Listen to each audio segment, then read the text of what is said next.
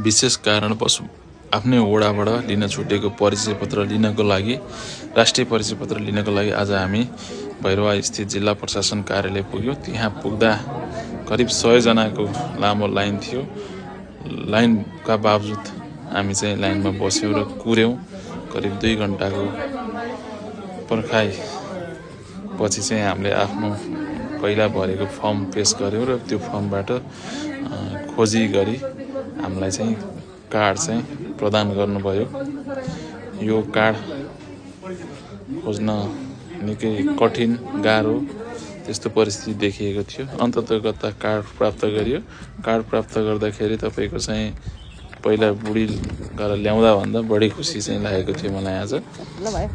यसका बावजुद घर त फर्किनु पर्यो। केही खुसी सँगै कान्छी बुढी कार्ड भइहाल्यो र जेठी बुढी त अब मेरो बुढी आफ्नो बुढी भइहाल्यो। लिएर चाहिँ प्रचण्ड गर्मी भैरवाको प्रचण्ड गर्मीमा काम ताप्दै हामी चाहिँ बुटोलतिर फर्क्यौं। अनि यो नयाँ कुरा देख्यौं चाहिँ भैरवा भानुपार्कमा अहिले नयाँ मूर्ति राखिएको रहेछ।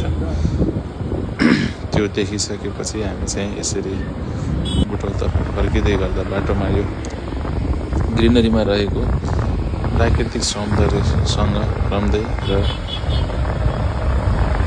कार्ड कान्छी बुढी र जेठी बुढी दुईटा खुसी सँगै चाहिँ हामी बुटोलतर्फ फर्क्यौं। करिब 4-4:30 बजेतिर चाहिँ हामी चाहिँ बुटोल आफ्नो कार्यस्थलमा आइपुग्यौं। आजको दिन यही कार्ड ल्याउँदा दिनभरि थियो। यसरी समय चाहिँ कार्डकै लागि पुरै समय 2 जनाको समय चाहिँ दिनभर नै व्यतीत गर्यौं।